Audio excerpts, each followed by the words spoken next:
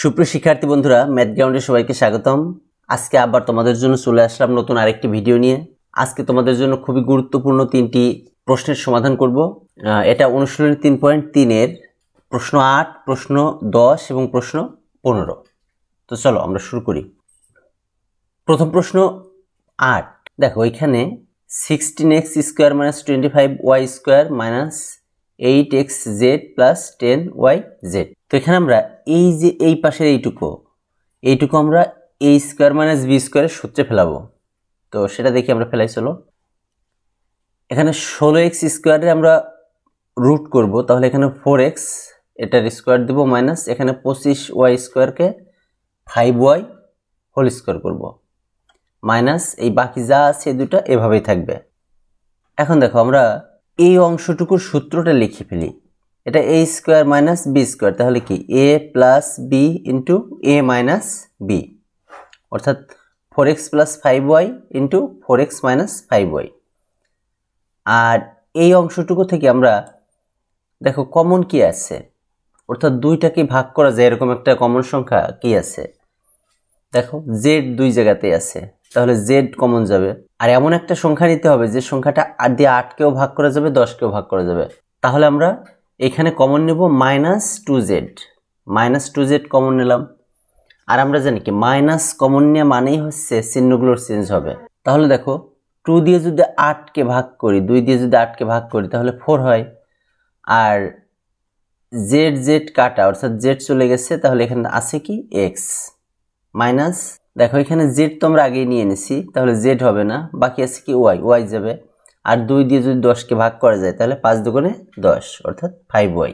এখন এই পুরা অংশটার মধ্যে দেখো কমন আছে কি, অর্থাৎ এখন দেখো এই অংশটুকু আর এই অংশটুকু, এই দুইটা অংশের মধ্যে কি কমন আছে, 4x মাইনাস 5y। তাহলে আমরা 4x মাইনাস 5yটা নিয়ে নিই, আর সেই সাথে অর্থাৎ কমনটা নিব আর যেটা কমন ছাড়া আছে সেটাও নিব। তাহলে কমনটা নিয়ে নিলাম 4x মাইনাস 5y, আর কমন ছাড়া যেটা আছে অর্থাৎ 4x plus 5y minus 2z।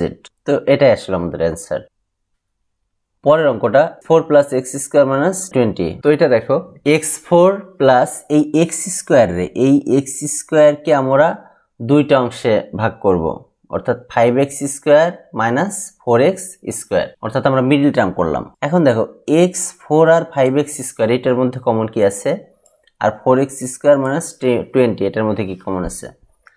তো এখানে আসলে x স্কোয়ার কমন আছে, তাহলে আমরা x স্কোয়ার কমন নিলাম।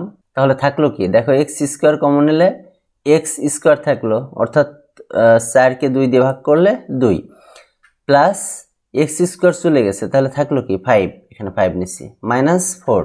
দেখো এখানে 4 কমন নিলে কি হয়, আর কিন্তু আমরা আরেকটা বিষয় মনে রাখবো, মাইনাস কমন নিচ্ছি, কিন্তু মাইনাস কমন নেওয়ার মানেই হচ্ছে এই 4কে দিয়ে আমরা এগুলোর ভাগ করে যা থাকবে সেটার চিহ্নগুলোও কিন্তু চেঞ্জ হবে। অর্থাৎ দেখো 4 দিয়ে 4 দিয়ে ভাগ করলে 4 চুল কাটা, তাহলে থাকলো কি x স্কোয়ার। এখন এই x স্কোয়ারের চিহ্ন কিন্তু প্লাস হলো, কেন হলো, কারণ এখানে ছিল মাইনাস, অর্থাৎ মাইনাস কমন নিলে অবশ্যই চিহ্ন পরিবর্তন হয়। আর দেখো 4 দিয়ে 20কে ভাগ করলে 4 × 5 = 20, তাহলে 5, এই 5-এর চিহ্ন এখানে দেখো এখানে মাইনাস আছে, এখানে আসলে প্লাস হবে। এখানে আমাদের হয়তো দিতে ভুল হয়েছে, তাহলে এটা হবে প্লাস। কারণ কি, আমরা জানি মিডল টার্মের ভিতরের এই অংশটা অর্থাৎ কমন অংশটা অবশ্যই সমান হবে, তাহলে এটা হবে কিন্তু প্লাস। এখন দেখো আমরা এই কমন অংশটাকে নিয়ে নিলাম, অর্থাৎ x স্কোয়ার প্লাস 5, আর আমাদের যে আনকমন যে অংশটা অর্থাৎ সেটা আছে x স্কোয়ার মাইনাস 4। এখন এইটাকে আমরা আবার সূত্রে ফেলাবো। দেখো অর্থাৎ x স্কোয়ার প্লাস 5 আর এটা x স্কোয়ার মাইনাস 4কে ভাঙলে 2 স্কোয়ার, তাহলে কি সূত্র হলো a square minus b square. তাহলে এটা হবে x square plus 5 x plus 2 x minus 2, এটাই আমাদের অ্যান্সার। পরের অঙ্কটা দেখি আমরা 4x4 minus 27 x square minus 81।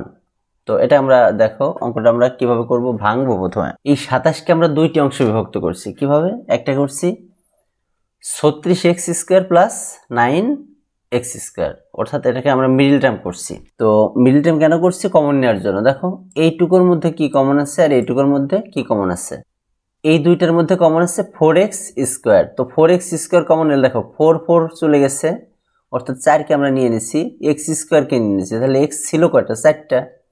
নিচি কয়টা? 2টা। তাহলে থাকলো কয়টা? 2টা।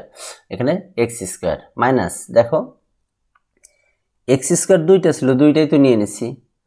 আর এই সংখ্যা যেটা 36, এটাকে আমরা 4 দিয়ে ভাগ করি, তাহলে কত হয়? 4 9 36। তাহলে এখানে 9 প্লাস এখানে এই দুইটার মধ্যে 9 কমন যায়, তাহলে 9 নিয়ে নিছি। তাহলে এখানে থাকলো x স্কোয়ার, অর্থাৎ 9 দিয়ে 9কে ভাগ করলে 1, অর্থাৎ 1x স্কোয়ার মানে শুধু x স্কোয়ার, মাইনাস 9 দিয়ে 81কে ভাগ করলাম, তাহলে 9 9 81। আর যেহেতু এখানে আমরা প্লাস নিছি, সুতরাং চিহ্নের কোনো পরিবর্তন হবে না। তাহলে এটা হলো x স্কোয়ার মাইনাস 9 আর এখানে 4x স্কোয়ার প্লাস 9। এখন এই x স্কোয়ার মাইনাস 9 এটাকে আমরা আবার ভাঙতে পারি, তাহলে x স্কোয়ার মাইনাস 3 স্কোয়ার, আর এখানে যা আছে তাই।